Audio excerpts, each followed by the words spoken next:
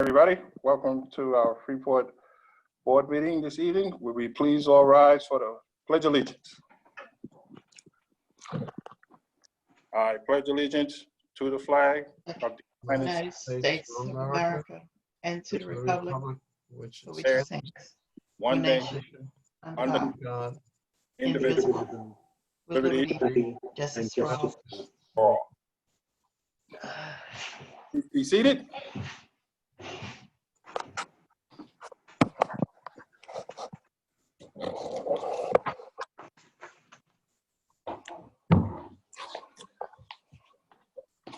Good evening, ladies and gentlemen. Due to the COVID-19 and Governor Cuomo's executive order number 202.1, the annual budget public hearing and Board of Education meeting will be conducted remotely through electronic means using Zoom video conferencing. The meeting will begin at 7:30 p.m. and the agenda will be limited to only essential items for action. Public participation and comments will take place during the annual budget public hearing and Board of Education meeting. The meeting will be live streamed on the district website at www.freeportschools.org and through Zoom video conferencing. At the conclusion of the meeting, full recording of the annual budget public hearing and May 27th, 2020 Board of Education meeting will be posted. Questions by the public can be submitted through the question and answer feature on Zoom and will be addressed at the appropriate time of the agenda. Questions and statements can also be emailed to roberts@freeportschools.org. Please remember to list your full name and address when submitting questions. All questions or statements that are not answered during the meeting will be responded to directly with a follow-up email. And with that, without beginning, we start off first with board announcements. And then we'll start off first with Vilma, Ms. Lancaster. No comments right now. Thank you. Next we go to Marita Jordan Avalon. No comments, sir. Gabrielle Castillo. No comment, sir. No comment. Nobody else. And Mr. Ron Elvey. Ron. Mr. Roberts, I need to hear from Ron. Something's up with the. I don't have it. We may have lost. Let me call his cell phone. Let's see if I can bring him right back in. Okay, we'll hold right there. We're on pause.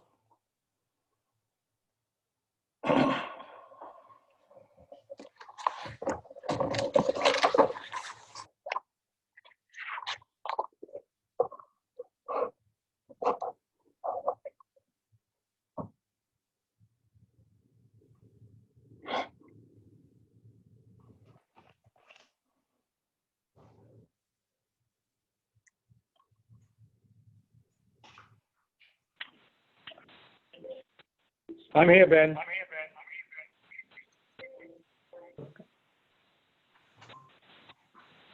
It keeps going out on me. But I'm here. Okay, Ron. Okay, we're at the head back, and if you go out again in any way, let us know because no, we won't know not unless you tell us. Okay.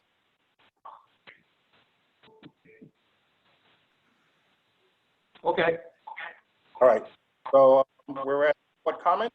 Do you have any opening board comments, sir? No comment. I have no comments either. Superintendent, it's now your portion of, we're looking for your report and we turn it to you, sir. Thank you, President Kite. Good evening, everyone. Tonight is the public hearing relating to the proposed budget for Freeport Memorial Library, followed by the Freeport School District. So at this time, I'm going to turn this over to Freeport Library Director, Ken Bellafury, to do the presentation of the budget. Following the presentation of the budget by Mr. Bellafury, any questions that we would receive by this chat at this point of time. We'll answer those questions first, and then we will follow doing the presentation of the school budget. Mr. Cannavale. Thank you. Good evening, board members. Good evening, members of the public. I'm glad to be here with you tonight. I know these are troubling and difficult times that we're going through, dealing with the COVID-19 virus, unemployment, food shortages, changes in services. It has been a difficult time for all of us, and I'm glad to be here with you tonight. I'm hoping that you can see the budget up on the screen. The budget is pretty similar to what it has been throughout the last few years. We have a very small increase in the budget. It is below 2%. It's actually 1.81%. There's very minimal increases year over year. We have tried to stay within the tax cap, and we have for another year. And we know that we all have to worry about the way that I see we have an interesting screen up right now. I know that we all are concerned about how we are spending money, and I just want to let you know that we are spending money well at the library. And I'm hoping that you have been able to avail yourself of the services that we have continued to provide during the closing of the building, but our services have remained vibrant and available, and I'm hoping that you have been able to take advantage of those services. Once that we shut down the library, we actually closed the building on March 17th. We provided curbside pickup that week, and I want you to know that we will be beginning curbside pickup again starting this Monday, June 1st. That week after the 17th, which was the 23rd, we started online programming, and we have continued to provide online programming throughout this change in the model of services that we have been providing to the public, to you, our patrons, our neighbors, our friends. And we have provided between 25 and 35 programs per week online, and I hope that you've been able to take advantage of those services. We also have stepped up the amount of books that we're ordering online. So I'm hoping that you are checking out books on Overdrive, Libby. We have online books, audio and online books that you have been able to take advantage of. And we could see by the numbers that the number of people checking out those materials have increased 50% since March 17th, which is terrific.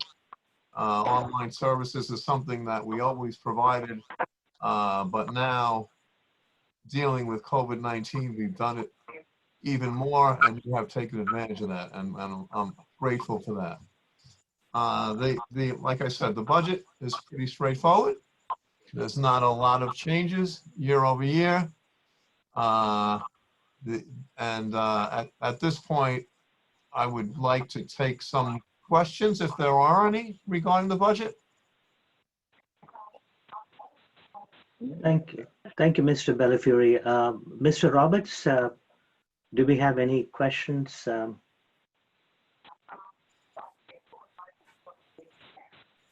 We can't hear you, Mr. Roberts. We currently don't have any questions from the audience. We have 39 participants watching the webinar, though, just for everyone. Okay. Currently no questions. Before we go on, I just want to make a special mention, because I know at the annual hearing, the budget hearing, we always have a participant by the name of Mr. Alan J. And this year, Mr. Alan J. passed away recently, a few weeks ago, and I just wanted to mention his name because he's a terrific library user, a great supporter of the library, and I was sad to hear about his passing, and I just want that to be noted. Thank you, Ken. Well said. Well said.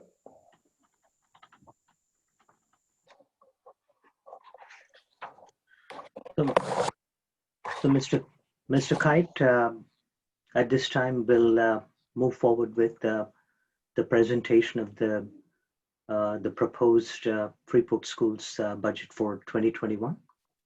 Okay. All right, Dr. Kun. Yeah. So thank you. I know again good evening, I'm sorry. families, and thank you for joining us Log this out. evening. Exit out of the meeting and then go back and click that link and it'll re-enter you. So since January, we have gone through many presentations of the school budget until the schools were closed third week of March. But our presentations continued for the rest of the several weeks, and as required by law, the Board of Education adopted the 2020-21 budget at the last board meeting. As you know, all the calendar dates have changed. As you know, the budget vote and trustee election date has been moved. So accordingly, all the events, deadlines that needs to be met have changed at this point of time. So tonight, we're going to present the budget a lot more in detail. Again, it wasn't an easy budget process, not only due to COVID pandemic impacting us and meeting remotely in this fashion, but certainly the pandemic has impacted the finances of New York State. The state has over $15 billion shortfall. In January, when the governor's budget was presented, there was a lot of good news, but that good news changed to be not so good news. And yet we are bringing a very responsible budget, both educationally and financially. At this time, I'm going to turn this over to Dr. Vella, our Assistant Superintendent for Business, to present the budget a lot more in detail. Dr. Vella. Thank you very much, Dr. Kuncham. Can you hear me? Just want to confirm. Yes. Okay. I will begin. I'm going to bring you through the budget development process, where we began and now where we ended. First, based on the governor's executive budget, this was during the January to March timeframe. The executive budget proposal was to provide an increase of $826 million, or a 3% over the prior year. For comparative purposes, this was the smallest increase from since the 13-14 year. So that was the starting point. Specifically, state aid to Freeport was expected to increase by 1.5 million. Based on that, we had developed a proposed expenditure budget of approximately 191 million. The budget to budget increase compared to the prior year was at 3.39%. Within that budget, there was an increase of additional staffing members in total of 16.5 positions that were added. At the time, the tax levy cap was calculated. It was a 6% cap, and at the time we were proposing a tax levy of an increase of 3.5%. Now in April is when the budget was adopted. Unfortunately, it included severe cuts to state aid. In total, it was a cut of, or a reduction of 1.128 billion. What it did do was provide for a 1-year federal care support restoration, which helped to alleviate some of the reduction, not all of it, as you will see in the future. And the governor has said, expect to receive additional cuts. So where we were talking about potentially Freeport receiving a potential 1.5 million. Now we are looking at a decrease of 2.6 million. Therefore, the budget was reduced. It was reduced in a total amount of $2.8 million, and the final proposed expenditure budget is now currently at 180 million. This included, in the reductions, it included all of the new staffing that had been added, which was a total of 16.5 positions, which you will see where they were distributed in a little while. A reduction to capital, a reduction to facilities, supplies, and equipment lines. Overall, the budget to budget increase is currently at 1.85. The cap has nothing to do with, we did not have an impact to our cap, so the tax levy cap is still at 6%. However, now the proposed tax levy is at a 2.92%. This was the original planned staffing positions that were originally added and have since been removed since the result of the state aid cuts. You can see that the positions that were added were distributed amongst the buildings. So based on the cuts, although they will be impactful, it's not devastating a building in any particular building. They're all basically receiving a little reduction based on where the needs were to be added. In total, it's 16.5 positions. If you look at we have a side-by-side based on the executive budget proposal from January and then what the final was on the right, which was adopted. So instead of there being an increase in aid, we're now seeing a huge reduction in aid. In addition to being told more additional cuts are to be expected and that we should plan for that. Freeport specifically was looking for an increase to aid in 1.5 million. Now we're looking at a decrease of 2.6 million. The expenditure budget was originally proposed at 191 million, and now it's down to 188 million. The budget to budget increase was originally at 3.39, and now it's currently at 1.85. The proposed tax levy at the time was 3.5% during the original January to March time frame during the planning, and now the proposed tax levy is at currently 2.92%. You can see the expenditure side of the budget is broken down into 3 components, which is the administrative, program, and capital. The first column you can see is the adopted budget for the current year, 1920. It also shows what we originally proposed and the impacts to each of the components listed above, which totals the 191. And now we have the revised proposed budget. Each one of the components, how each one of them is being impacted, or the variance year-over-year comparison.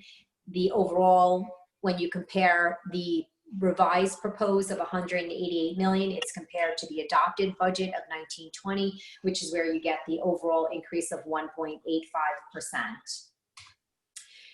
Looking at the budget, within the 3 components, we have the administrative component. What you would find in the administrative component, you would find the district clerk, the district office, the budget vote. You would also find central administration and the support staff that's included there. All of the finance and financial administrative support, including the business office, the payroll office, accounts receivable, accounts payable. We would also find our auditing costs here. In addition, this is where our legal counsel fees would be.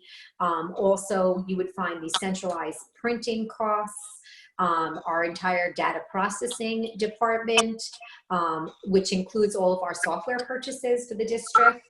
We would also find our security department. This would have all of the building administration and all of the support staff, in addition to all of the administrative staff for the district, as well as the support staff to support all of the administration. In addition to that, this is where all of the individuals that I just listed, all of the groups of individuals that I just listed, you would see the benefits associated with all of these individuals, including whether they're in ERS or TRS, Social Security, workers' comp, unemployment, health and dental. You can see the costs and the impacts are spread amongst the different components within the administrative component. So if there is a increase in the contractual obligations, you'll also see an increase in the employee benefits. There's also been an impact to the health as well as the TRS in the benefits. So overall, there is a 2.6% impact when you look at the proposed 2021 versus 1920 in the administrative component. Going into the program component, the program is where you're going to find the bulk of the costs associated with the budget, as well as you'll see the overall change would be reflected in this component. So here you would have all of your staff development costs. You would also see all of the instructional salaries for K to 12, all of your teachers, all of your teaching assistants, all of the staff that basically support your direct instruction for the district. In addition, you'll see all of the equipment, supplies, and textbooks that goes with the general supplies, building equipment. That would also include all of the impacts to all the specialty areas: math, ELA, art, science, health, music, technology, English language learners. Those are all the supplies and everything that's needed would fall within those components. Then you would find the students with disabilities. That's always been a large impact for our budget, which also this year, when you consider the overall change in the district, you can see that is $732,000 of the budget alone. So you would find all of the costs associated with students with disabilities there. We also have all of our after-school program you would find in the program component, summer school, all of the computer-assisted instruction, including this is where we would have our one-to-one initiative, which is now being carried by the general fund. In the program component, you would also find attendance and central registry, our guidance department, health, including all of our nursing staff, our psychological services, the social workers. In addition, here is where you would find the club and co-curricular costs. And in addition, all the athletics for the district. You'll notice that there's a large increase in the pupil transportation. That is because the district, unfortunately, the in-district provider for transportation is not renewing our contract for the 2021 year, and we have since had to go out for an RFP for in-district transportation. That increase in there is to account for based off the results we did receive in the market. There is a large increase anticipated there, in addition to other costs associated with transportation for the other suppliers that we have. You'll notice that a large portion has to do with the benefits. TRS did most of our teaching staff, or all of our teaching staff, I should say, fall within the TRS retirement, and that did have a significant increase in it this year, which you will see reflected in the employee benefits here. In addition to that, there is Social Security. We also saw an increase in workers' comp, unemployment, health, and dental. So overall, this is where the bulk of the cost, where the cost increase is which is expected. It represents approximately 80% of the budget. So here you will see the year-over-year impact of $3.2 million. Last but not least is the capital component. The capital component, operations and maintenance. This would include all of our custodians, our cleaners, our maintenance staff. This would include all of the supplies that are needed to upkeep all of the building, from floor supplies to cleaning supplies, anything that is needed for any of the upkeep of the buildings. In addition, you would find our special maintenance projects here. These are projects that are embarked by the district that are necessary, whether it be a stair repair or a floor repair. You might find an update to an awning. These are small projects that do not or would not be categorized in a true capital project, but there are smaller projects that would be done by the district. So, so you would find those projects here. In addition, we also have all of our utilities, including water, fuel, and electric here. And all of the individuals that would fall into this category under operations and maintenance would also be reflective in this component.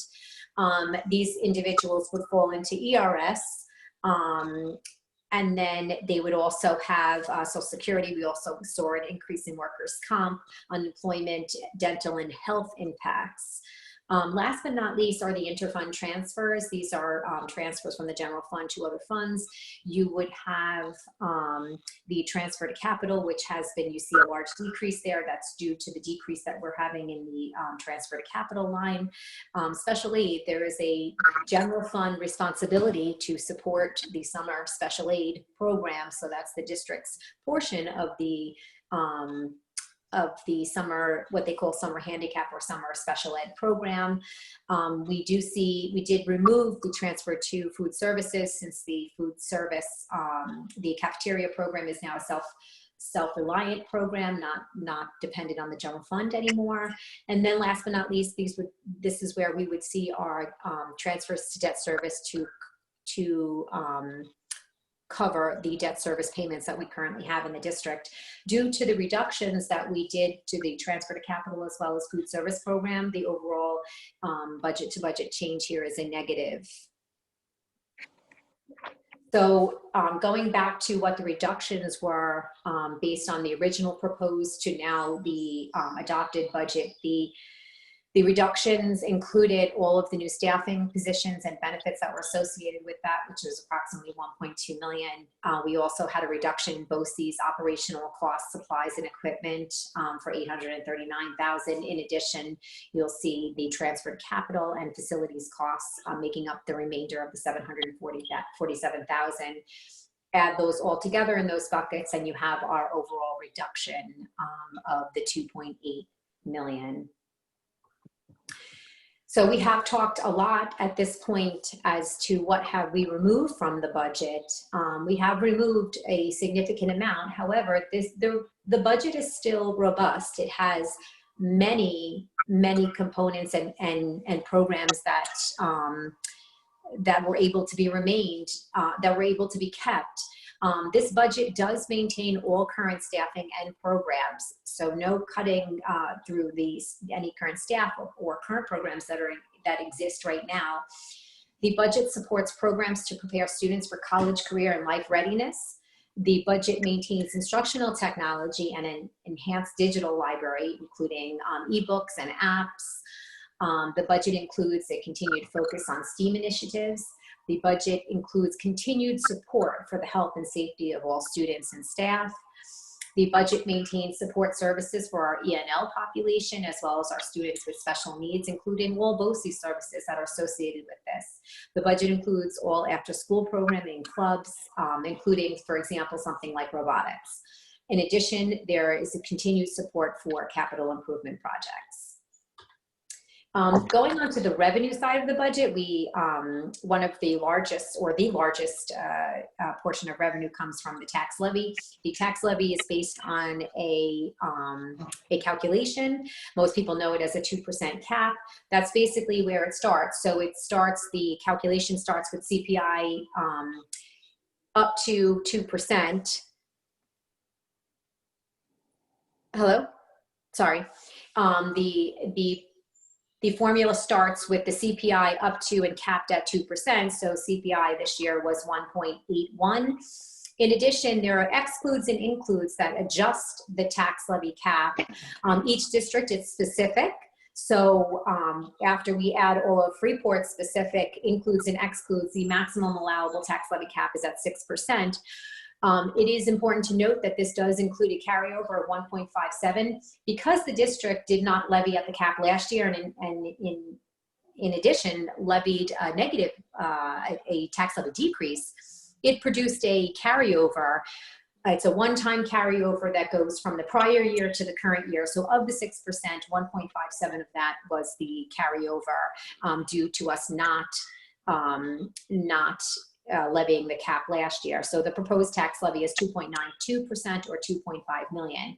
It is important to note that there hasn't been any tax levy increases for the last 5 consecutive years. This would be the first tax levy increase in 6 years. So here's an analysis of revenue for the 2021 year. You can see when we look at state aid, there is no, there was supposed to be a projected increase. In addition, the bulk of the revenue here in the budget is coming from the tax levy revenue, which is the increase of 2.5 million.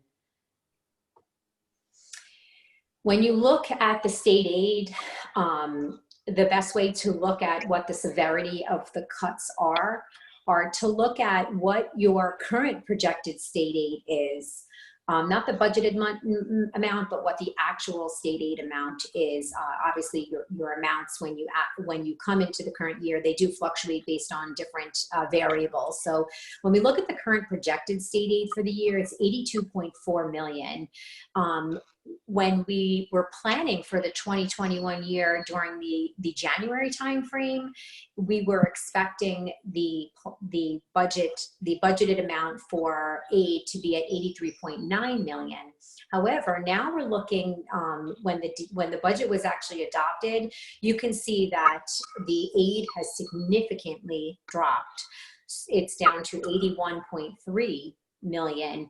The loss of state aid, when you look at that between projected and planned for next year, it's a loss of state aid of 2.6 million.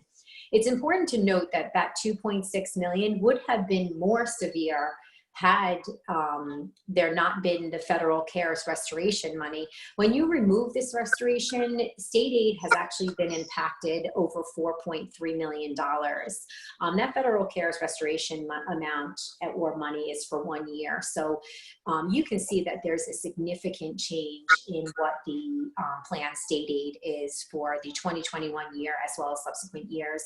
The governor has also been very clear that there are more cuts to be coming.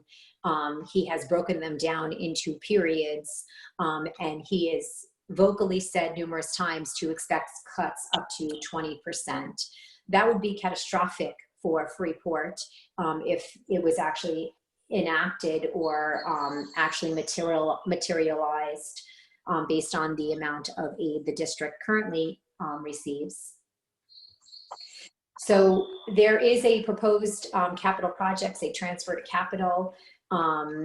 The projects are broken down onto a listing here. There is masonry restoration,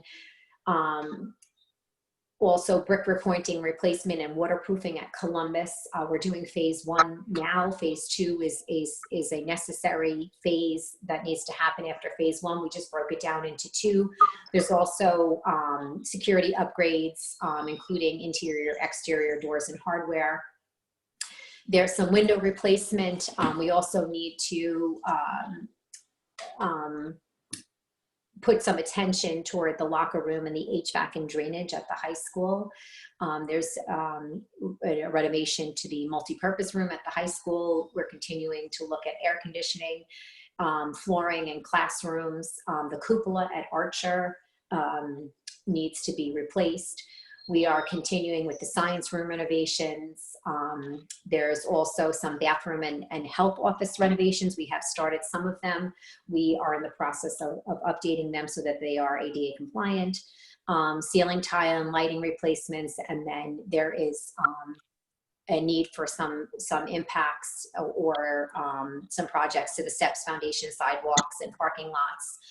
In addition to looking at the exterior and field renovations. This list of projects is much larger than what the budget allocates. Basically what we do is we hierarchy the projects based on need. We then go out to bid, do the first round of projects, see where the cost comes out, and then apply the balance to the next round. And it all gets done based on severity of need. It's also it's also worth noting to say that due to the potential state aid cuts anticipated until December 2020 or beyond, from New York State. No transfer was proposed until December 2020. The district will evaluate and may consider a partial transfer or no transfer to the capital fund, or transfer to other budget lines in the general fund to meet any unforeseen expenditures, including anything that may be unforeseen with the COVID-19. So in addition, you'll find 3 propositions on the ballot. Proposition 1 is the expenditure budget for the district. Proposition 2 is the library budget, which was just Mr. Bellafiore spoke about before myself. And then Proposition 3 is the proposition to authorize to expend from the Capital Reserve Fund. It's a 2-step process. So in 2017, the voters approved the establishment of the Capital Reserve Fund. So the first step is approving the establishment, and the second step is approving the spending from the Capital Reserve Fund. So the proposition is to complete district-wide capital projects in the amount of $2.5 million, and that's at no additional cost to the taxpayers because the money has already been raised in the fund. Once again, this is a listing of the projects. It's the same listing that we went over right before. Basically, what we do is the listing is exhaustive, and the funding from both is combined in order to approach and be able to complete as many of the projects on this list. Once again, there is too many projects, or the list is much more than the funding allows. However, if you don't have it on the list, the project is not eligible to be done at all. So we want to be able to have this list in case any of the needs, if one need becomes more than another, it's better to have it on the list than not. So these are important dates. We have gone through the budget development process. We're up to May 27th, which is now the public hearing. With that, I just want to talk about what's coming up on June 9th.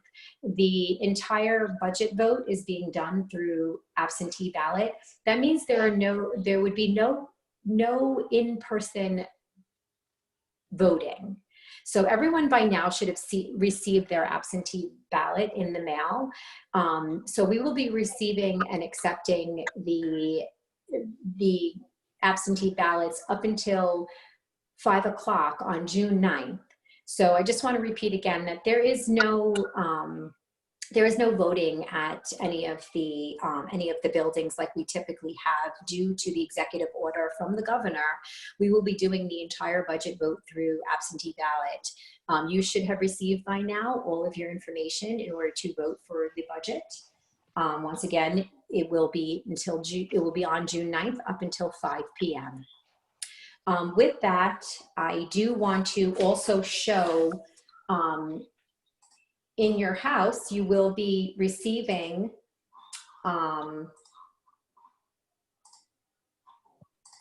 the Pride, which is the budget edition. This will be received in your house, which also goes over some of the budget highlights that I just described in the presentation. So you should be receiving that within the next 2 or 3 days. So that will be coming in the mail. So look out for that. In addition, it has a summary of basically all the information, including the budget voting and all that stuff. So that you should be receiving shortly. And also, we do have a consolidated budget form that will be provided to many of the groups that have asked for any type of budget information. This is a quick summary of what you can see, what has been put in through the budget, some of the financial management that we have, basically how we compare to the county in terms of our efficiencies and our spending and our levy. You can see that the district has been and continues to be fiscally responsible. It also gives you information on how to contact the district, or for you to find out any information that you may be looking for. So that is another document that the district continues and will be providing to various groups. So that would be the end of the presentation. If there's any questions. Thank you, Dr. Rella. You're welcome. From the public first. check that if I'm correct.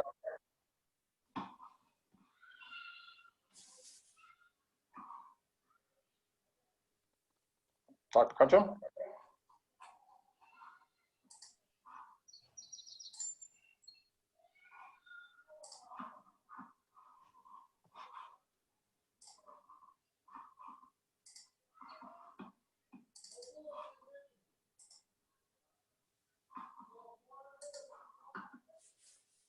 How are we doing, Dr. Cruncham? We can't hear you, Dr. Kuncham. Okay. Yeah, President Kite, we have questions from our community members. I see those questions in the Q&A. I can go over the questions and answer, either myself or my colleagues will answer those questions if you're okay with that. Okay with that, let's go. Right. Yeah, I just want to, before we take the questions and answers, just want to reiterate a few things. Certainly, it has been a difficult budget process for all of us, and our goal has been to make sure the continuity of the district's mission, district's strategic plan, our programs and services. So despite fiscal challenges that we are facing from the state, yet we are able to bring a absolutely responsible budget. And I know it's an increase, and for the last 5 consecutive years, not only there was no increase, as a matter of fact, every year there has been a decrease. So this is the first time, with some pain on our part, bringing a budget tax levy increase, especially in times like this. We are aware of that. We're sensitive, but it's truly important for us to maintain our programs and services, the continuity of the educational program that we have built, which is nothing less than any other educational institution on the island. So we want to continue to provide those services for our students. So I'd just like to say that it's really important for these programs and services. Yes, we would have liked many of the things that we have taken out of the budget, but under the circumstances, we had to defer some of our staffing requirements. And I also want to reiterate the proposition relating to the capital projects that's coming at no additional cost to the taxpayers. So let me turn the questions. So maybe I'll take from the beginning here. Board members, you're able to see the questions, right? Okay. And the cabinet. So anybody like to jump in, you can do so. I think the first question from Mr. Howard Colton. The question is I'm going to read the question. While the school budget indicates the levy increase for the fiscal year, the full tax increase is a function of the tax levy and tax rate. So my question is, what is the total tax levy, total tax increase, which includes levy and rate of the school budget? To the end, what is the average tax increase per household? So I'm going to have this question, I'll have Dr. Rella respond, and then I'll add additionally to respond to this question. Hi. So when you look at the responsibility of the school district, or the impact would be the 2.92, which is the levy impact. That is the portion of the impact, or the year-over-year change that would be responsible from the school district. There are other components that would affect the overall impact to a household. Those are not under the control of the school district. The part that is under the control of the school district would be the 2.92%.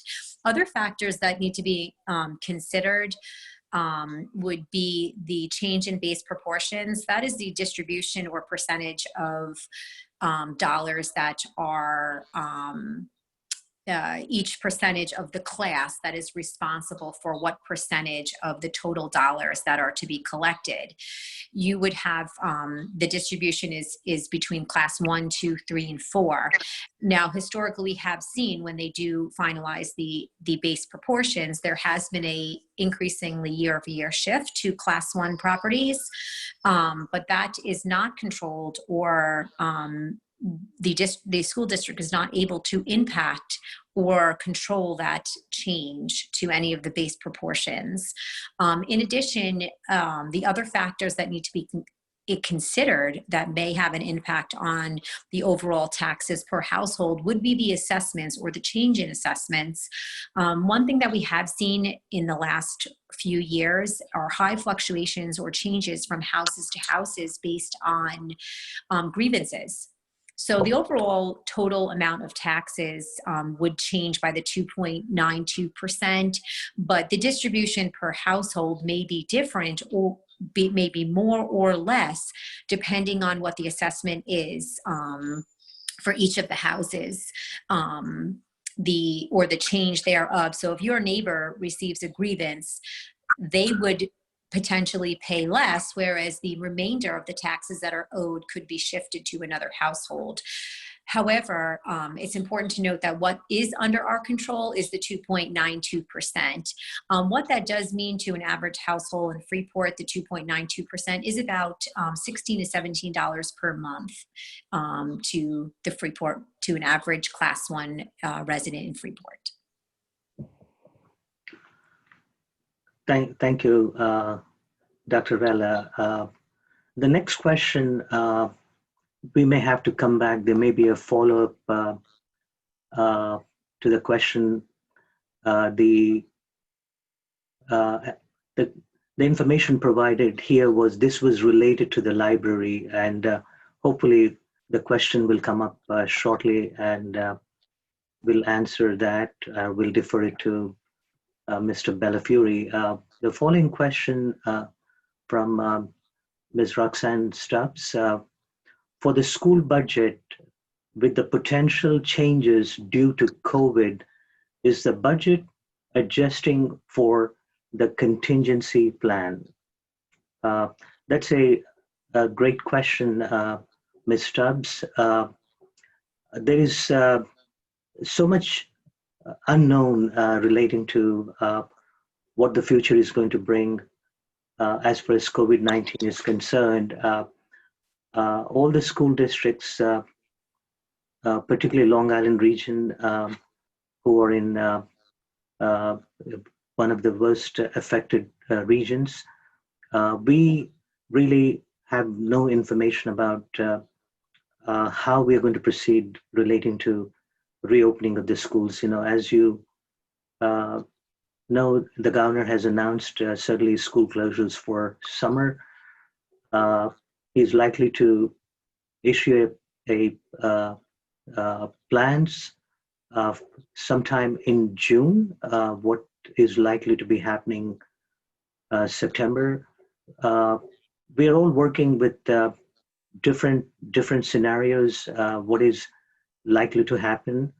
The contingency plan that we are considering, is from either we are returning, not returning. There's some talk about possibly early start August 3rd week, or you could be returning with a 50% occupancy, morning, afternoon, every other day.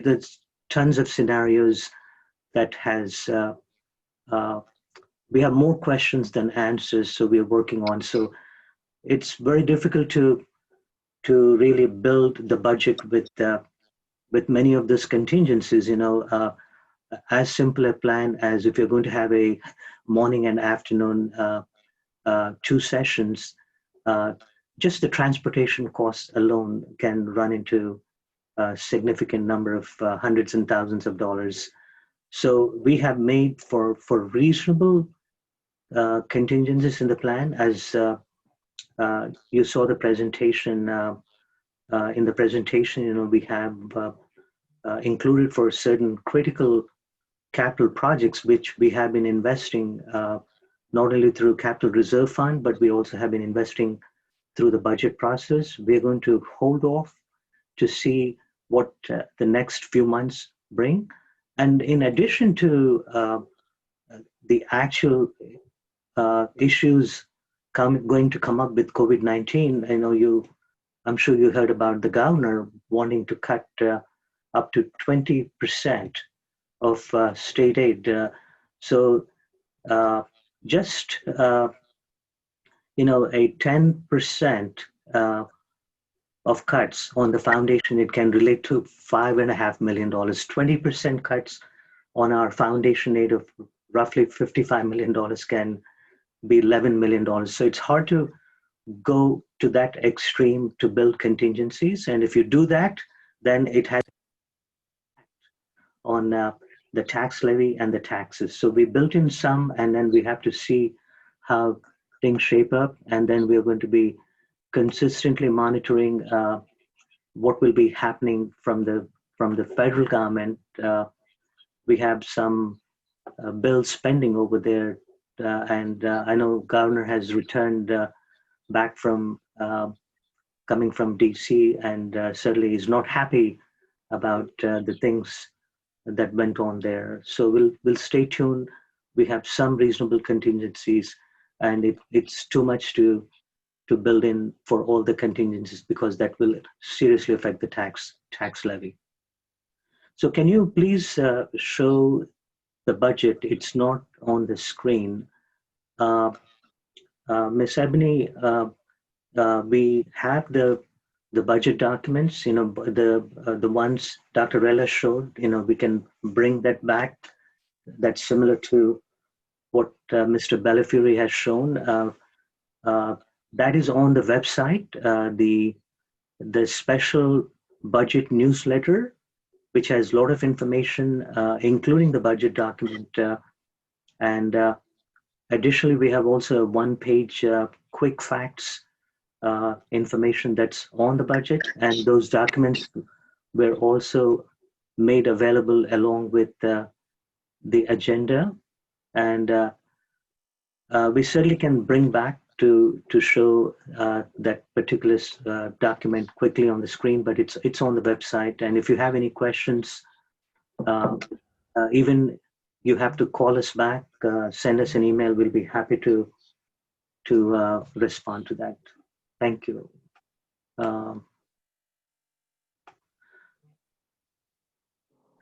So the next question, again, Ms. Ebony, why was our transportation contract not renewed, causing additional budget costs? The transportation company that we have been dealing with for our in-district transportation, which is Bauman Transportation Company.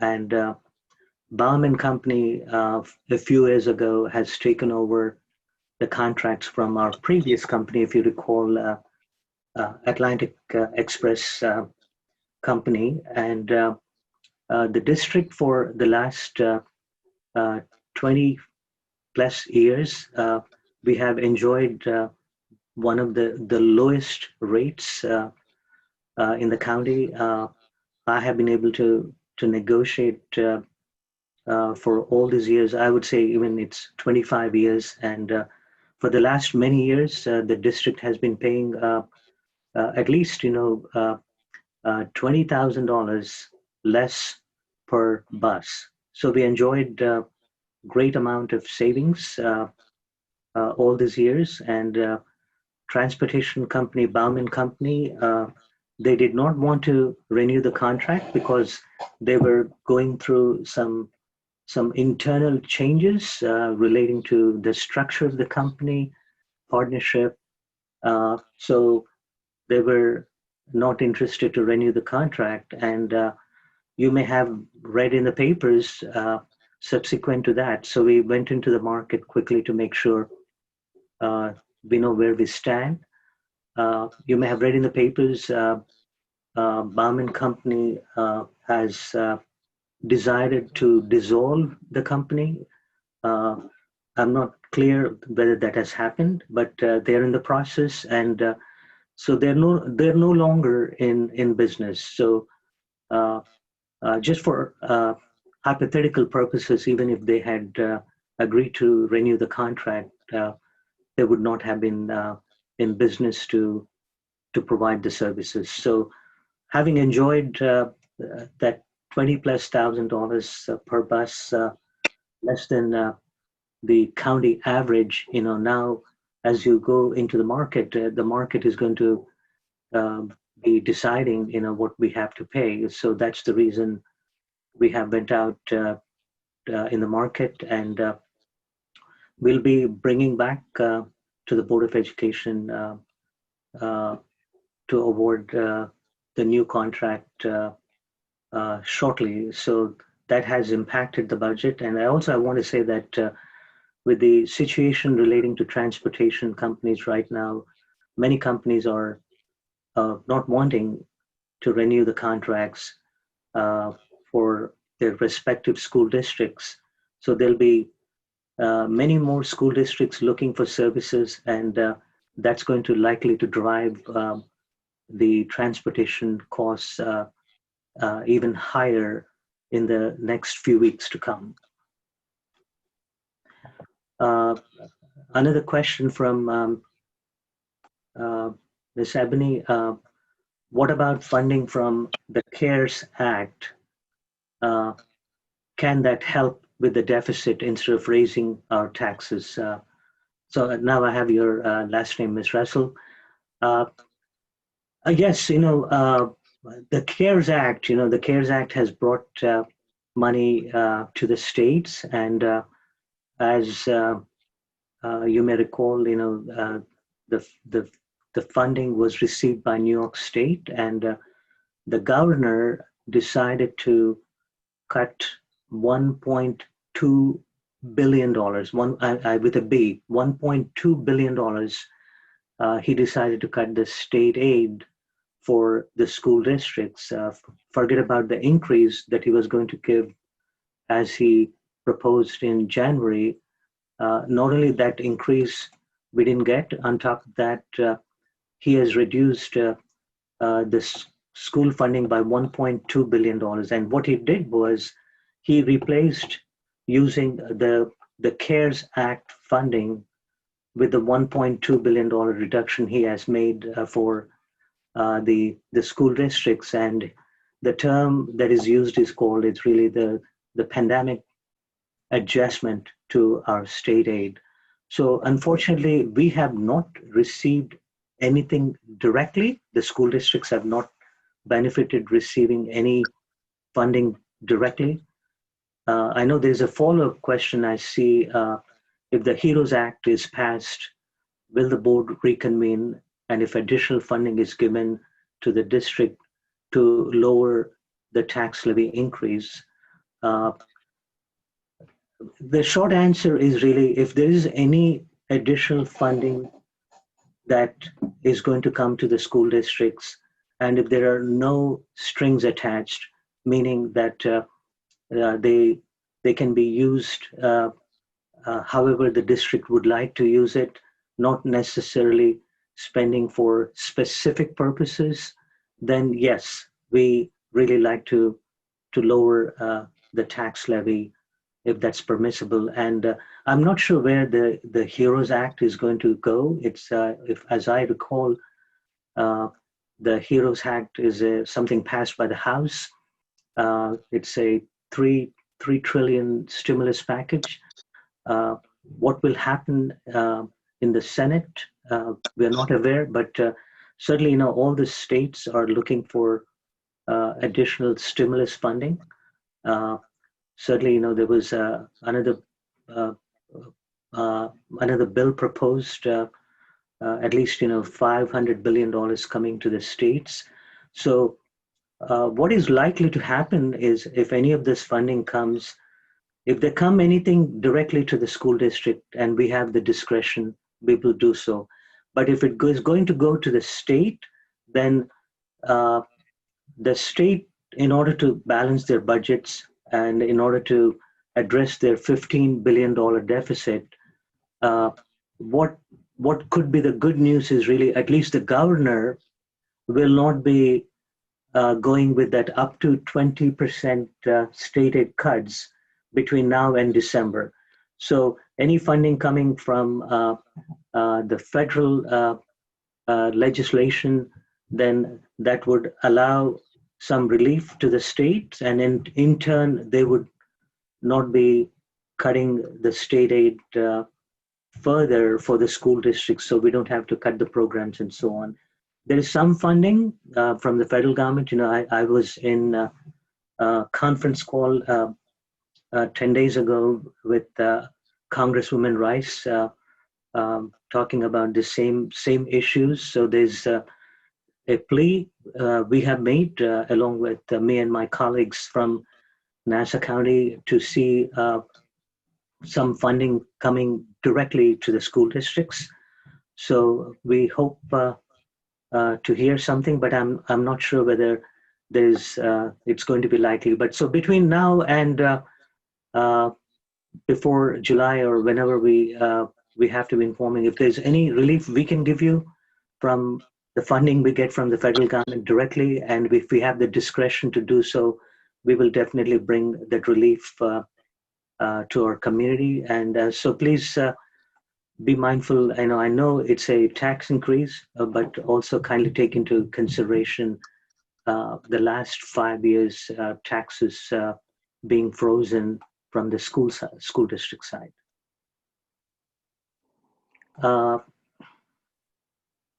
Okay, thank you, Ms. Russell. I see the answer now about not needing the budget. The last question asking, because the UFT, CSA, DC 37, and other political representatives are fighting to protect schools, and I wanted to ensure that Freeport is aware and can fight for some of that funding. Absolutely, we have been on the forefront. Our Board of Education, the New York State School Boards Association, New York State Superintendents Association, New York State Teachers Association, PTAs, state PTAs, and we also belong to additional organizations, REFIT and LIEC, on all the forefronts. We have been fighting. We have been talking to our representatives, and we have been campaigning virtually. We hope we'll see some relief in the next months to come. That's all the questions.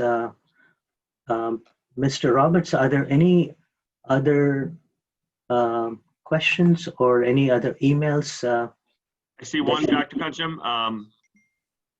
It says, how are school funds that were earmarked for this year but were not spent due to the recent closures being spent? That was from Mr. Moore, or A. Moore. Okay, I must have missed that question then. Okay. Is it in the same group or it's in a? It is, yes. yeah. I'm sorry. 814. Yes, right. How are the school funds that were earmarked for this year but were not spent? Yes, there are certain areas of relief, and there are areas of uncertainty. I know we had a question differently, not relating to the meeting, but somebody asking a question a couple of days ago. For example, the transportation, we have not provided transportation since March 17th or so. And the question also was really, okay, you're not paying the companies. What are you going to be doing the savings, or how can those savings be used to reduce the tax levy? So under the New York State Constitution, Article 8, we cannot gift away public funds for services not rendered. So that's the advice we have. So we are waiting for governor to clarify that question. So, but on the other hand, if you don't pay, yes, you may have some savings, but you're not also going to get the state aid. The transportation costs that we incur is directly related to how much state aid you get. Unless you spend, you do not get the transportation aid. So, for example, if we get about 75% reimbursement from the state. So I'm giving a rough number. So if you have not spent $1 million for the balance of the year, and if the state decides not to give any state aid, then you're not going to get 750,000 corresponding revenues. So things that you are not going to spend, then you're not going to be getting, you're going to end up getting less aid from the state. So we have to be very careful about that.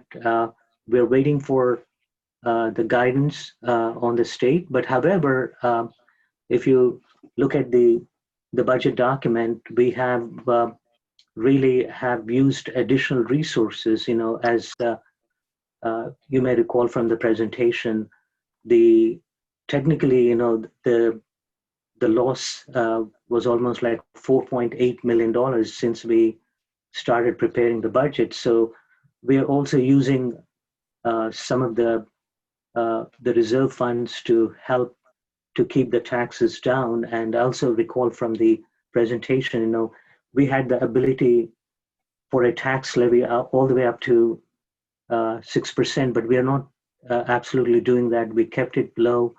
We have reduced all the new things that we wanted to include in the budget. They have been taken out, and we have used our other revenue streams to reduce the tax levy. So what is earmarked, they're not necessarily a direct result of full savings, because there's corresponding revenues also that we're not going to be getting.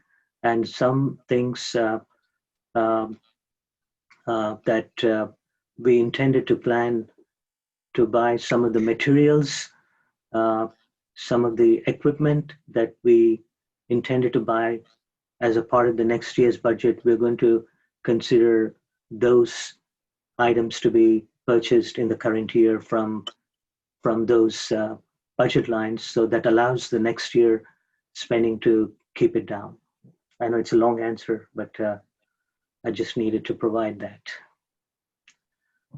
Mr. Roberts, did I miss out on anything else? I just don't think so. Actually, I have one question for Mr. Bellafori.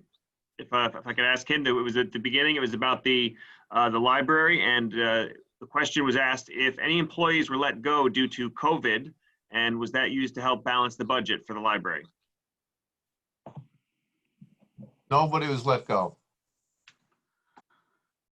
I also want to answer the same for the school district. We are all the programs, services, and all the people from the current year will be continuing for next year. But I also like to say that we didn't let anybody go, but people have been working from home, and other key employees have been working in the library, and we have been continuing to provide many services from our homes that we might not have done previous to COVID-19. Luckily, we were able to keep our staff employed and working.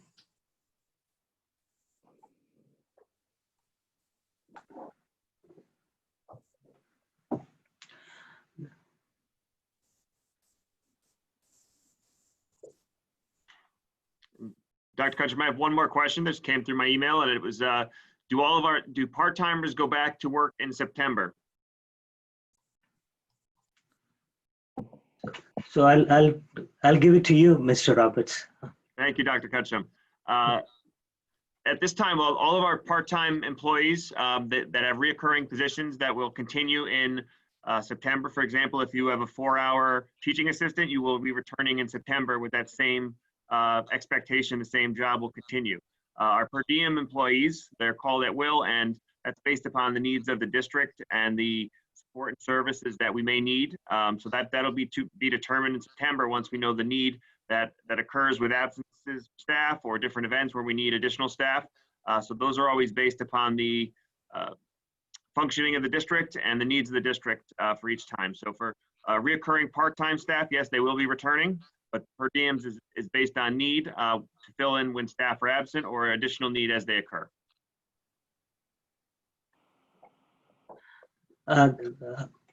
Mr. Kite, there's another question that came about more as a suggestion. Freeze the remainder of OTPS money and deliverables that cannot be fulfilled due to COVID-19. Hold enough funds to pay per diem and permanent staff and roll over additional monies left to support the budget for 2020-2021. Thank you for the suggestion, and certainly, all the permanent staff, they're all covered for next year, and then all the per diems, that whom we have, they're going to be continuing for next year, and the budget provides for their salaries and benefits. But thank you for the suggestion.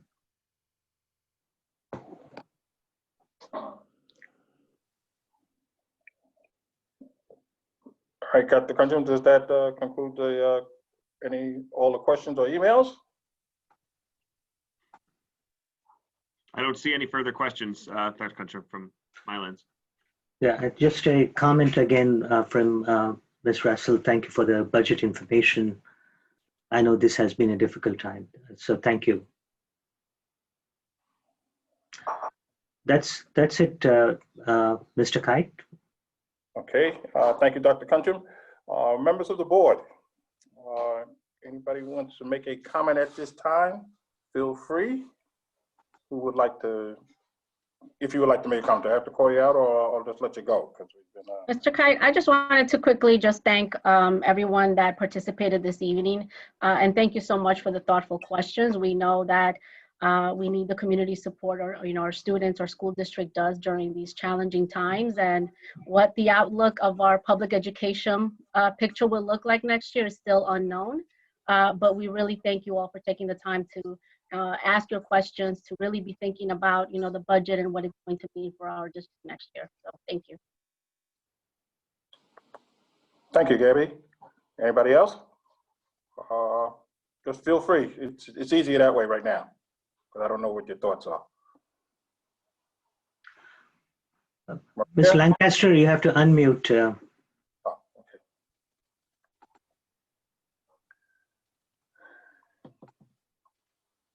Is it unmuted now? Yes. Oh, just thank Dr. Rella for her presentation. It just makes it clearer every time she goes through it. I know it was very difficult to create this budget because of the changes that we had to make. But it's a fiscally responsible budget, and we haven't basically hurt the services that we have for our students. And hopefully, when the governor decides, about this 20%, it's going to be a major task for all the schools So hopefully we'll be able to come through it. Again, thank you for the individuals that participated in our Q&A. And I hope that we continue to support the community in what we do for our schools. Okay. Thank you, Vilma. Maria or Ron? I just want to say thank you for everybody for joining us tonight and for all the questions, like Abby said. And we are working diligently and doing as much advocacy behind the scenes to make sure that we continue to get resources and everything needed for our students. So thank you very much for joining us, and have a good night. Thank you, Maria. Ron?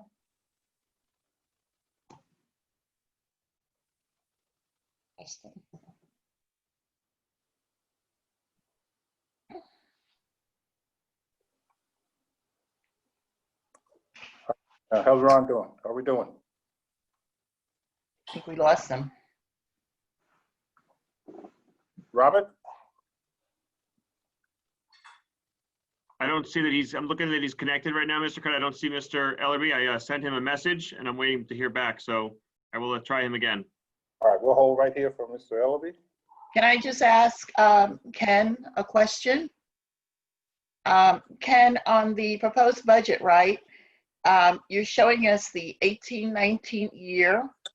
And when you say this year budgeted, 19-20, and then you go into the revenues that are these actual revenues until December 2019, July to December? I'm going by your headings on top. I see. They should be. I believe that's an accurate statement. I'm sorry? Yes, I believe that's an accurate statement. Okay. That there are revenues up to December of 2019. 19, from July to, so what happened to January to June? Because we should be able to see the whole year. This was just based on 6 months of revenue. Okay. Thank you.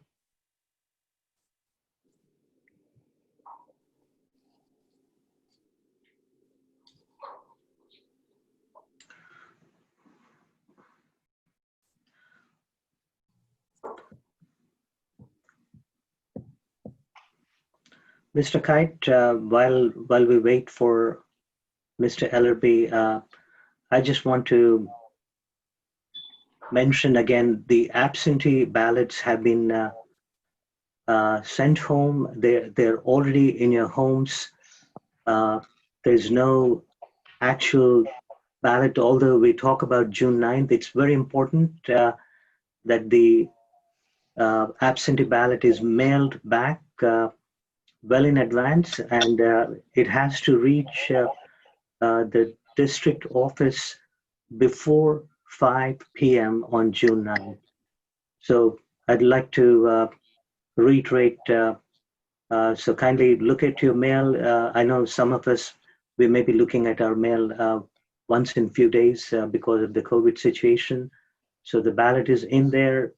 Other information is forthcoming. So make sure you kindly return. And I know because of the situation, I know we used to come to many civic organizations, coming to various churches to present the budget. Not sure what the next many days is going to bring, what changes are likely to happen. I'm not optimistic of being able to come, but if there's an opportunity, we do. But those who are on the call, if you have represent organizations you want us to invite for a Zoom call, Zoom meeting, some of us will be happy to join for those meetings for further conversations and discussion. Thank you, Mr. Kite. You're welcome, sir. Dr. Kutcher, President Kite, I just spoke with Mr. Ellerby. He is able to hear everything. He's just working on, he's going to try to log back in so that he's able to communicate also. So he should be with us shortly. Okay, all right, okay. Then I'll make my comments while we wait for him, because Ron will hopefully be here in a second. Thank you, everybody, for participating. Now look at our budget and questions and answers. Thank you to Dr. Ella again, and all her efforts and everybody. But the big thing here is this is a big budget vote. We need to, always had the support of our community. We're definitely going to need them now because as far as I'm concerned, the governor has already stated he's cutting 20%. The only thing that's going to change that I can see is the federal government. So to get by and at least get our budget out there, we're looking for the support of the community to do that, because we're going to come back. We don't know how. We know how. Just which way it'll be, that's another issue. But we're going to need the support of our community, our budget, to get us through what we're going to have to do. So I just want to point that out to everybody and say thank you. Keep abreast, and we'll deal with that. Okay. How are we doing with Ron? Mr. Cronin, I haven't heard him. He hasn't rejoined for the meeting. I'll check in with him again. Okay. I don't want to during this partner meeting until I hear from Ron. So at least see it by text or word of mouth.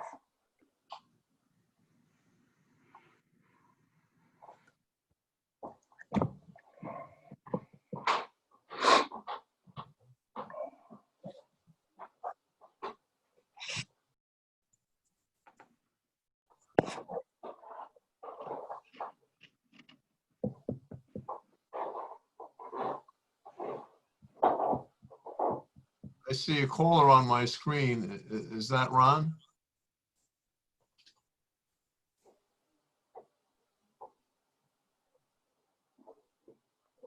Could be.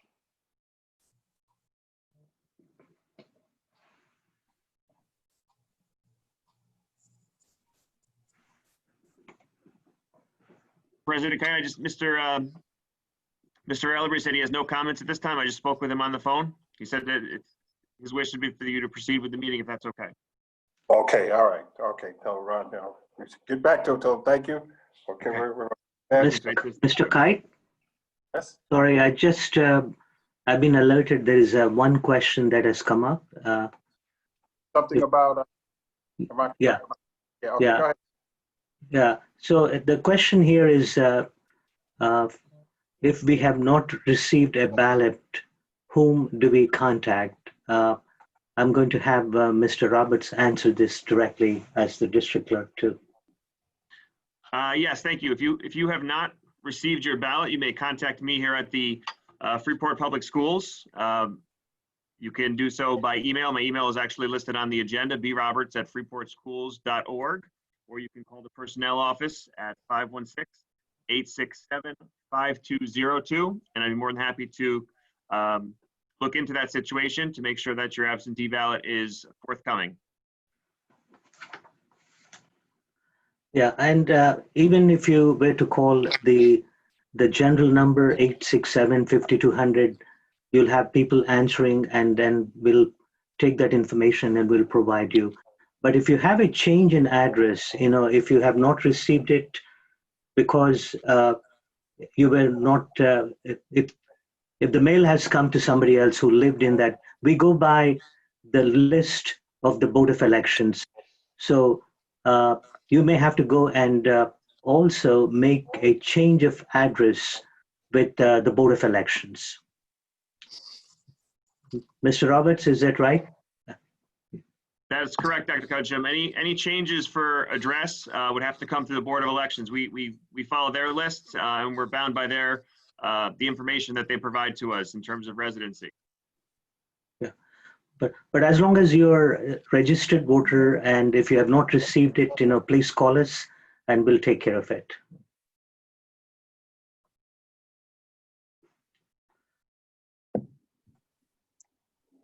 President Kite?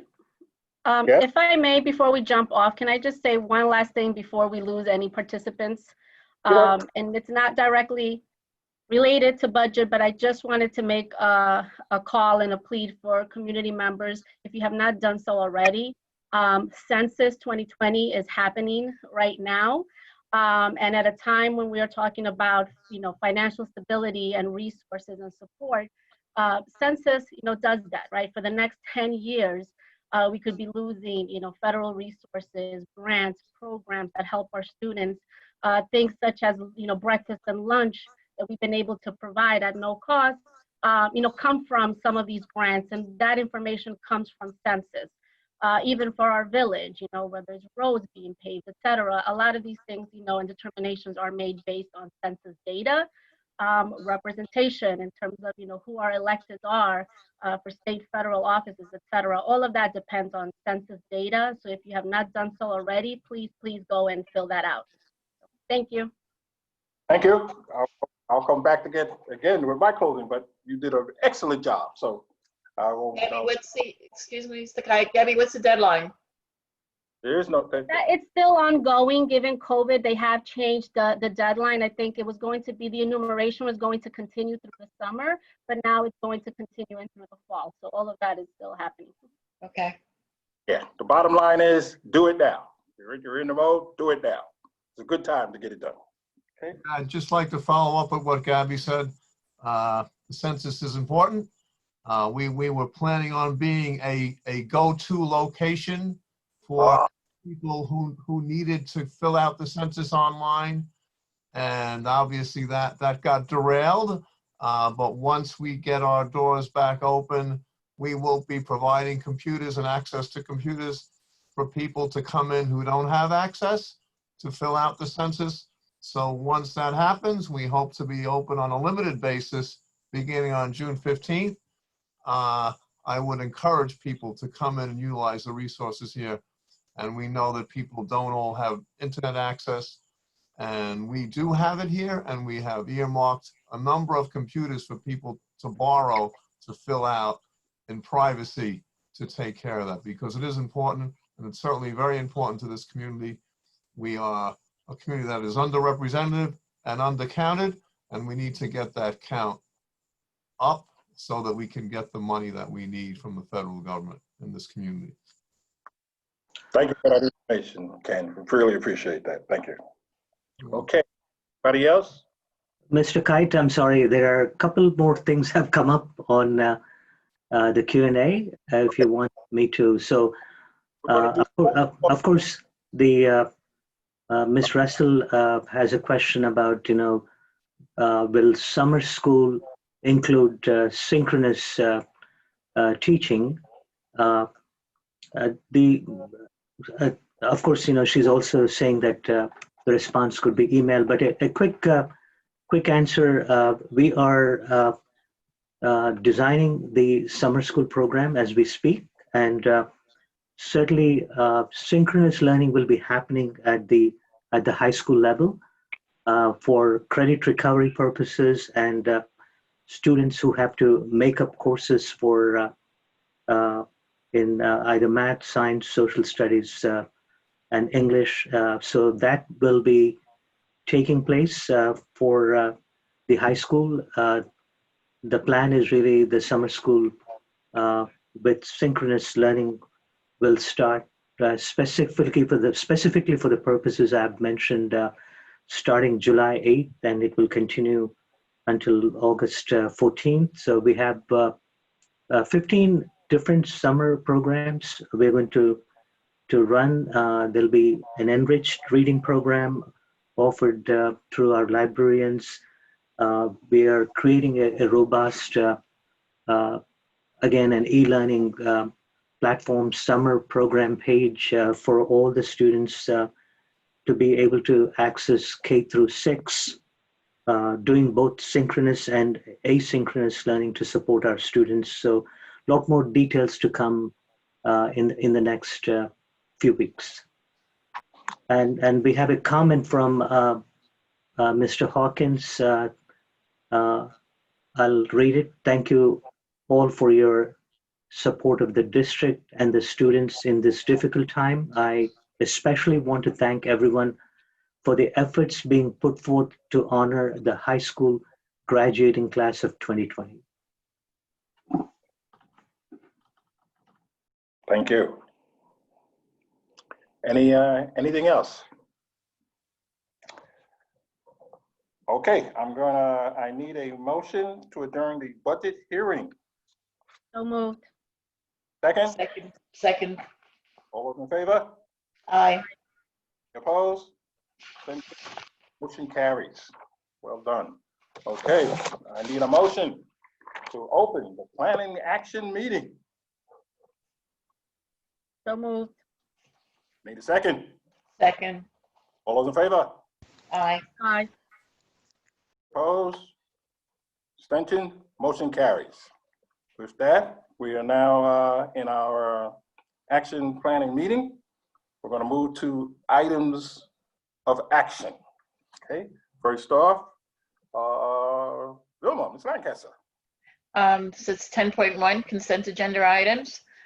Be it resolved that the Board of Education of Freeport Union Free School District hereby approves the following items, 10.2 and 10.3.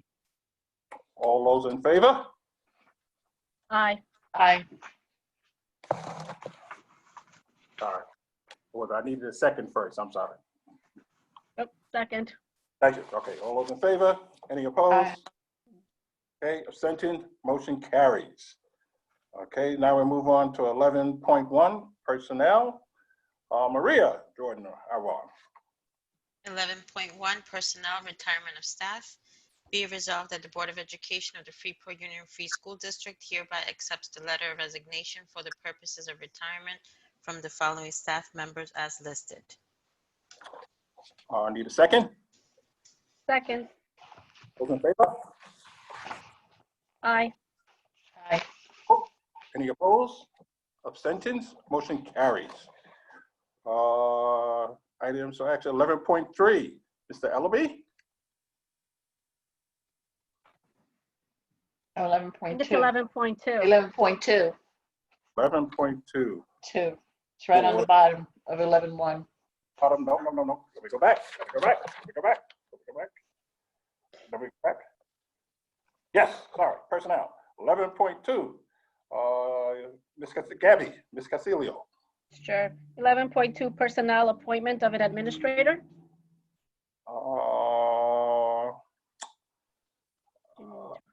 Yes, go ahead, read it. Be it resolved that the Board of Education of the Freeport Union Free School District, upon the recommendation of the superintendent, hereby appoints Salvatore Carambia to the position of Assistant Superintendent of Business. You need me to keep going? Stop at. That's it. Yes, right, okay. Thank you very much. I need a second. Second. All those in favor? Aye. Any opposed? Abstention? Motion carries. Okay, now, sorry, I skipped over that. 11.3. Okay, Mr. Ellaby, Ron there. How's he doing? We got Ron? Not in. I believe we only have Mr. Ellaby's only able to listen. He's not able to join in. Not gonna be able to join him. Okay. Okay. I gotta move everything up. Okay, with that, Ms. Lancaster. 11.3, education, acceptance of the first reading of the Code of Conduct. I need a second. Second. All those in favor? Aye. Aye. Any opposed? Abstentions? Motion carries.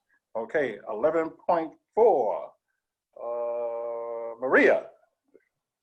11.4, adoption of the 2020-21 Board of Education meeting calendar. Be it resolved that I'm sorry, baby. Be it resolved that the Board of Education of the Freeport Union Free School District hereby adopts the meeting calendar for the 2020-2021 school year as attached. Okay, can I get a second? Second. All those in favor? Aye.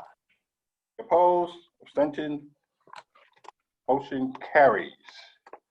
Okay, we're on now 11.5. All right, We now go back up to, where is that? This is Lancaster. No, Gabby. Thanks, me. Gabby? Gabby. Right, Gabby, okay, sorry. 11.5. Yep, 11.5, Gabby. 11.5, education, approval of consultants. Be it resolved that the Board of Education hereby approve the agreement between the following consultants and the Freeport Union Free School District as per the below list. Be it further resolved that the Board of Education authorizes the superintendent or his designee to execute said agreement on its behalf. Can I get a second? Second. All those in favor? Aye. Opposed? Done. Any abstentions? Motion carries. Okay, now we're back at 11.6. Vilma? Finance, Nassau Suffolk School Board Association budget vote. Be it resolved that the Nassau Suffolk School Board Association proposed budget for 2021 school year as accepted by Nassau Suffolk School Board Association Executive Committee be hereby approved. Can I get a second? Second. All those in favor? Aye. Aye. Any opposed? Abstention? Motion carries. Okay. 11.7. Maria? 11.7, Finance, Nassau Suffolk School Board Association Officers Vote. Be it resolved that the Nassau Suffolk School Boards Association proposed 2020-2021 slate of officers and members of the Executive Committee as presented by the Nassau Suffolk School Board's Nominating Committee be and hereby are approved. Can I get a second? Second. All those in favor? Aye. Any opposed? Abstention? Motion carries. Okay, 11.8. Should be Gabby? Yep, 11.8, finance, acceptance of a donation.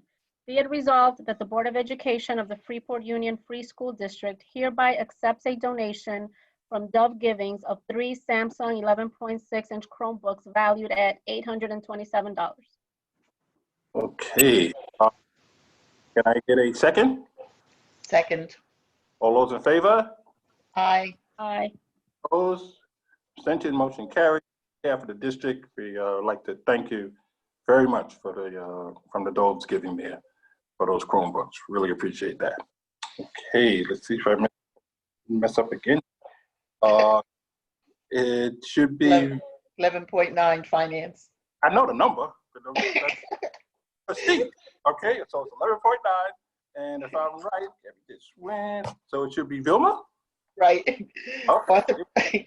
Authorization to access cafeteria equipment at Freeport High School. Okay, can I get a second? Second. All those in favor? Aye. Opposed? Abstentions? Motion carries. Okay. Other reports to the board. Okay, if I'm right, should be 12.2, and that should be Maria. That's one, right? Yep. Maria, 11.1, reports to the board. I don't see any. I see 12.1 reports to the board. 12.1, what did I say, 12.7? No, 12.1, but I don't see any. It doesn't say. That's it. Not for us. That's Oh. it. All right, then I'll read it out for you. Okay, sorry. All right, here we go. In supporting my colleague, on May 27th, 2020, the annual budget public hearing followed by May 27th, the Board of Education meeting, and other reports to the board. Administrator, the Treasurer's report, the extra classroom activities fund report, and the budget transfer under 25,000 2020 were reported to the board. Can I get a second? Second. All those in favor? Aye. Aye. Any opposed? Abstention? Motion carries. Whew. Okay, all right, ladies and gentlemen, if we move on, now it's time for our board comments. Okay, we'll start off first with Ms. Vilma Lancaster. Go ahead. Oh, okay. Again, thank you for the time that was spent preparing this budget, and for Mr. Bellafiore for doing his library budget. And, you know, thanks for all the support that we get from the community. Thank you. You're quite welcome. Maria Jordan Avalon. Thank you, everyone, again for joining us, and don't forget to vote. Mail in those ballots. Okay, and Gabriela Castillo. Thank you, President Kite. Once again, thank you to all, and thank you for sticking with us. We know it's late in the evening, but it's important information. And again, just like Trustee Awalum said, you know, make sure to mail in those ballots. Okay, thank you. And we got Mr. Ellaby there, Ron Ellaby. No, Mr. Elby is not able to comment, Mr. Kite. All right, okay, all right. Sorry about that. Myself, again, as we brought up earlier, thank you to everybody in reference to the budget. Again, this is a big vote. We need that support for this budget and our trustees, so please carry that out. As it was also brought out, also it's a good time to do the same thing. Since you're in that mode, let's take care and do the census if you haven't already done it already. Again, very important for us. We really appreciate that. And as we reported out to in reference to, it's an absentee ballot vote, okay? You should have gotten it in the mail, definitely. You should get it back as soon as possible. Please do not wait till the last minute. There's no need for that. It's a self-addressed envelope. You put it in there, do your thing, and mail it on back in, okay? All right, take care of that. That will help in accumulating all and tabulating all the information. So please, you've done everything so far in reference to the COVID, socially equal distance, it's wearing masks, and everybody doing what they're supposed to do. So help us out in the district, okay? Get your ballot, send it in, you know. Call tomorrow from the superintendent that he was inundated with a number of ballots. I would appreciate that call. So if you could do that, thank you very much. And to our, thank you to Mr. Hawkins for his comment. Again, there are a number of virtual things that are going on in reference to the senior class. Please stay on the website. You know, tune in when you can. You know, get on the YouTube or whatever it is. Really would appreciate it. The various scholarship, music, sports, and things have really put some things to try to honor as best they can during this tough time for our seniors. So please look for that, websites and everything like that, if you can do that. And lastly, goes without saying, thank you to all the staff and you know, who's out there. It's especially with the food, especially with the closing of the school. I've been by a couple of them, and it's working out very well. Parents have come by; they've got it set up very nicely in an effort to close our school for the year. So I really, on behalf of the board, we appreciate that, and that's made for a smooth transition. And I think I just want to brag a little bit. I think Freeport, we are kind of ahead of the curve. We have done some things that I've heard from other places that they're having issues, but Freeport is coming through in a pinch. So again, thank you. I thank the staff and everybody for all their efforts. That concludes my comment. And Superintendent, I turn it back to you for your comment. Can't hear him.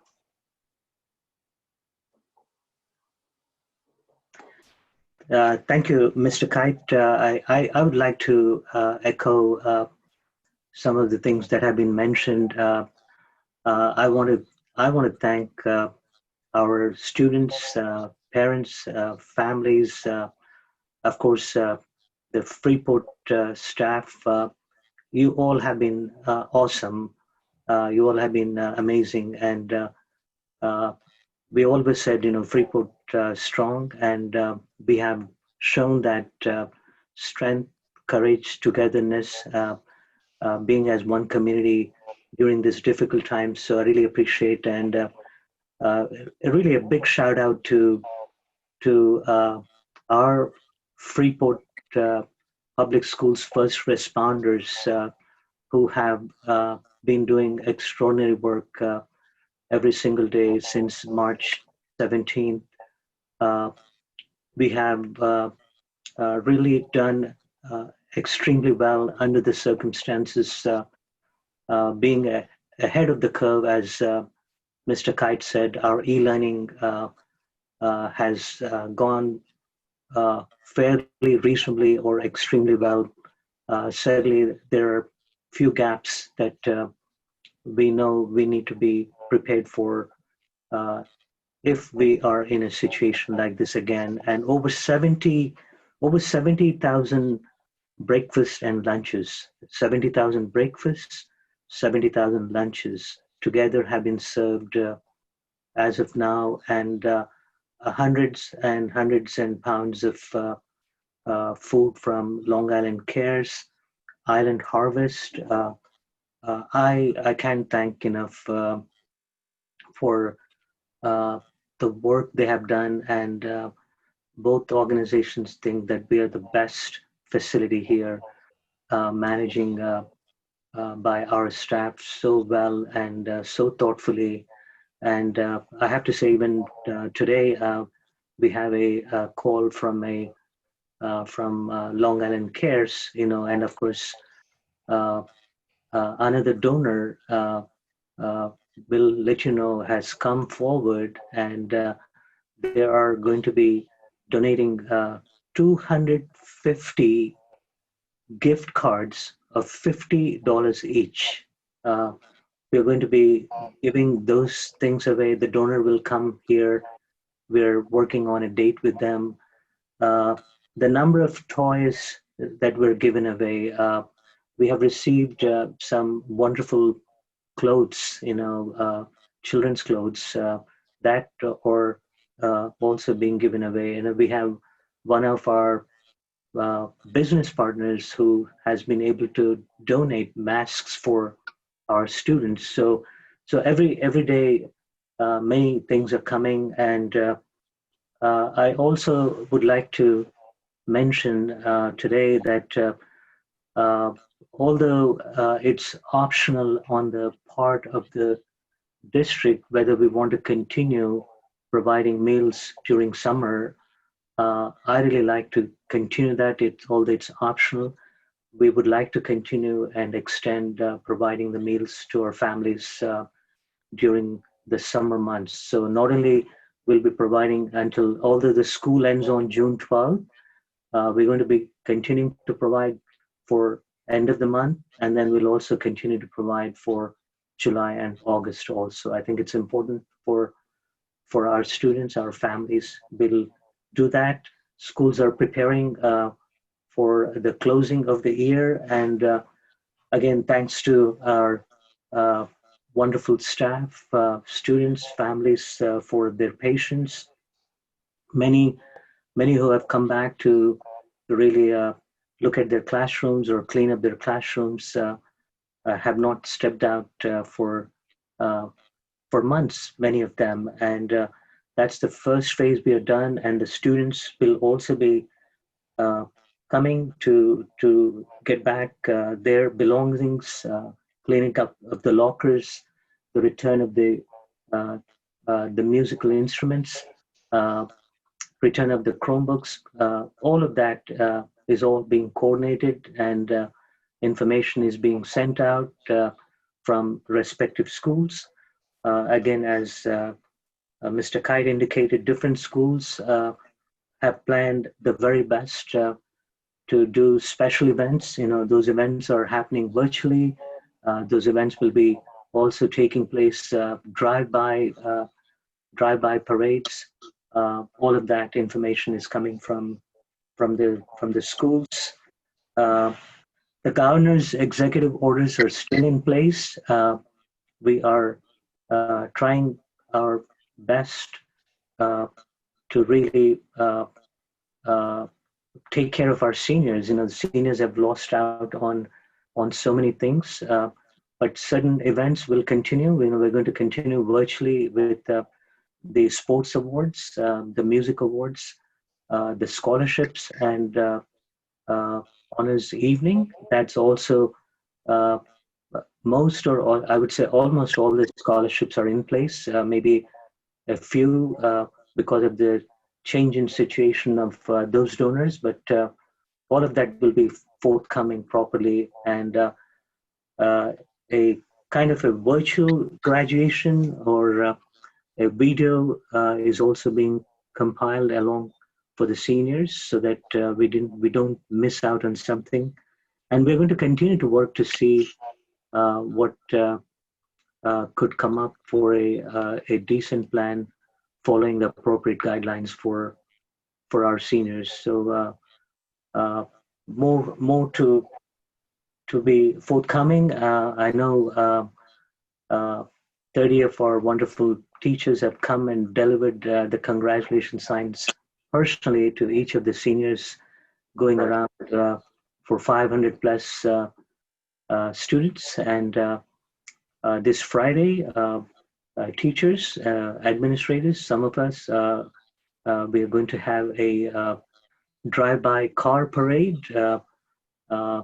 So watch out for the Freeport High School and Freeport District staff going around the community. You might be seeing some of the things that's happening. So we ask for everyone's patience in the community, and we'll continue to provide the information as they become available with all the information has already come from respective schools to the respective parents of that particular school. Summer, I was going to go through in detail, but many programs we are going to bring, as I said earlier, we are planning 15 summer school programs. Most will be, most or all of them will be virtual. High school programs will begin on July 8th through 14th. This is again, as always, the focus around students who have to make up courses, credit recovery. That will be happening. An enriched reading program that will be offered by our high school and DARD middle school librarians, where students can interact twice weekly and access ebooks daily. I know that's something also Ken spoke about. Summer reading and math programs for rising kindergartners through 6th grade that has been developed, and both synchronous and asynchronous support will be provided. That will be July 6th through July 30th. I know I'm saying a lot. We're going to post all this information, and we're going to release this information appropriately. So, and also we're planning so much in dark and with uncertainties what we have to be doing come September. So please stay tuned. And again, thank you all for those who participated this evening. Please make sure you return your ballot, and also please talk to your neighbors. If there are any questions, don't hesitate to call us. We're all virtually available to respond to those questions, and many of us are in our buildings maintaining social distancing. We have to meet. We can do so appropriately. Please stay safe and be well, and thank you. Thank you, Dr. The next regularly scheduled meeting of the Board of Education will be held on June 10th, 2020. All voting will be done by absentee ballot only. Only registered voters can participate in the Freeport Public Schools budget vote and trustee election. A qualified voter must be a United States citizen, must be 18 years of age, be a resident of the school district for 30 days immediately preceding the election, and not otherwise prohibited from voting under the provisions of Section 5-106 of the election law. An absentee ballot with return postage has been mailed to all qualified voters. The absentee ballot must be received by mail to the office of District Clerk located at 235 North Ocean Avenue, Freeport, New York, 11520, no later than 5 p.m. on June the 9th, 2020. But we know this, you are going to fill it out and send it in now. Prospective voters can register to vote with the local county board of election by completing an online application with the New York State Education of Motor Vehicles Act, DMV, NYGOV. More information, electronic voter registration application. Again, the next regularly scheduled meeting of the Board of Education will be on June 10th, 2020. That meeting will begin at 7:30 unless otherwise noted. Can I get a motion to close the board meeting? So moved. Can I get a second? Second. All those in favor? Aye. Aye. Thank you. Everybody be safe and thank you for this evening. That concludes our meeting. Yeah. Mr. Robert?